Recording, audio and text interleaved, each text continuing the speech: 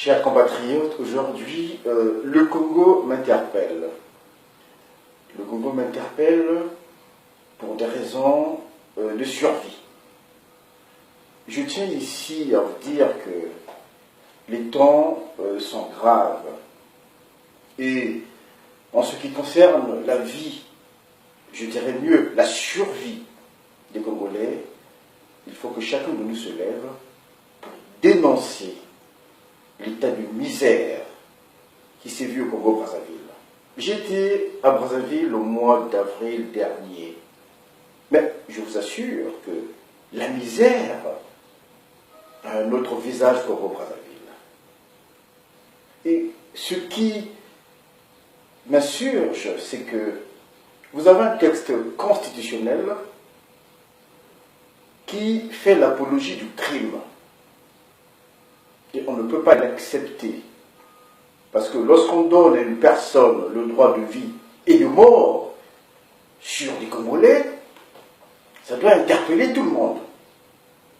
Je ne peux pas concevoir aujourd'hui que le père de la nation, qui doit être un bon père de famille, qui doit être responsable, puisse effectivement prôner le crime.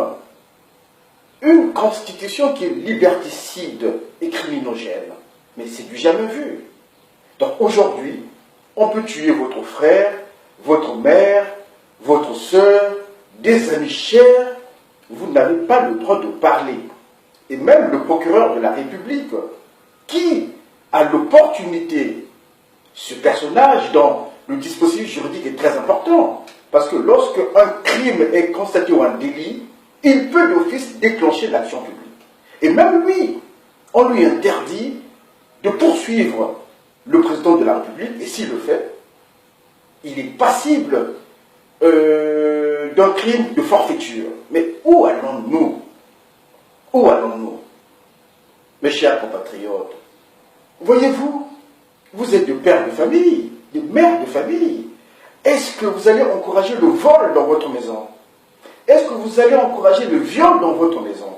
Est-ce que vous allez encourager les délits et crimes dans votre maison? Je n'ai jamais vu un père qui, lorsque son fils vole, va le féliciter. Je n'ai jamais vu une maman qui va donner une éducation de voleur ou de criminel à ses enfants. Mais où allons-nous? Où allons-nous? Je lance ce cri parce que je suis très remonté. Il en va effectivement de l'avenir du pays et de nos enfants. Aujourd'hui, je soutiens le général Jean-Marie Mokoko. C'est pas parce que j'ai envie de soutenir quelqu'un, c'est parce que c'est quelqu'un que je connais très bien, que j'ai rencontré à Reims dans les années 90, à qui nous avons discuté, et je vous assure, il est républicain, foncièrement républicain. Avec M. Jean-Marie Mokoko, je vous assure, le chat, qu'il soit noir ou blanc, l'important, c'est d'attraper la souris. Je veux dire par là, c'est une personne qui met en avant les critères de compétence. Peu importe la couleur de ton ethnie, peu importe l'appartenance régionale dans laquelle tu te trouves, Jean-Marie Michel Mokoko, c'est un digne fils du Congo. Il est intègre, juste, et a une probité morale irréprochable. C'est vrai que nous avons vu d'ici et là une cassette qui a tourné. Il l'a reconnu. Voilà encore quelqu'un de responsable. Mais c'est pas un crime de lèse-majesté de penser, comment dirais-je, libérer ce pays. Mes chers compatriotes, je vous assure que nous vivons ici les moments cruciaux de l'avenir de notre pays. Monsieur Jean-Marie Michel Mokoko pouvait, comment dirais-je, se recroqueviller dans son confort, puisqu'il avait un métier louable, il avait un bon salaire. Il peut se dire, bon, voilà, bientôt j'irai à la retraite, je me repose, je prends ma famille, et voilà, on va en Europe voyager. Voilà, il pouvait le faire, mais il ne le fait pas. Pourquoi? Parce qu'il a ce souci de sortir le Congo de cette léthargie. Je vous dis que au Congo, la pensée est en panne. La pensée est en panne. Parce que j'y étais. Les gens ne pensent qu'à voler. Les gens ne pensent qu'à acheter des grosses voitures. Les gens ne pensent qu'à construire des maisons pour eux-mêmes, pour des maîtresses. Et pendant ce temps, il y a au moins 80% de la population qui croupit, je dis croupit dans la misère. Prenons l'exemple de l'eau. Moi, quand je vais à Brazzaville, je peux acheter de l'eau, comment dirais-je, cristalline dans une bouteille, de l'eau traitée. Mais c'est parce que j'ai un peu de moyens. Mais imaginez-vous la majorité des Congolais, 80% des Congolais, qui ne peuvent pas acheter ce luxe-là et qui doivent boire l'eau qui provient des puits. Ils n'ont pas, comment dirais-je, le temps de le chauffer puisqu'ils n'ont pas d'argent. Il n'y a pas de gaz. Donc ils vont le boire comme ça. Et c'est des gens qui tous les jours survivent par la grâce de Dieu, parce que s'il n'y avait pas la grâce de Dieu, ces gens-là ne survivront pas. Et ça, je suis convaincu. Et donc, c'est pour dire, c'est un exemple. Je prends parmi tant d'autres, mais je vous dis que les temps sont graves et que nous devons nous lever et soutenir un candidat qui a un casier judiciaire vierge. M. Jean-Marie Mokoko, casier judiciaire vierge, c'est un bon père de famille.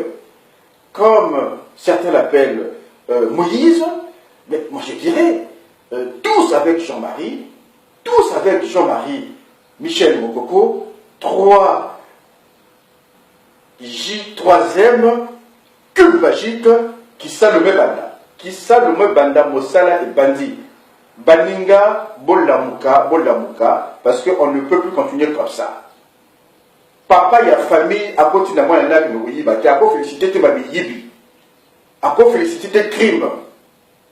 Tes crimes, dans la constitution, il y a un gros wananga, il y a télémi.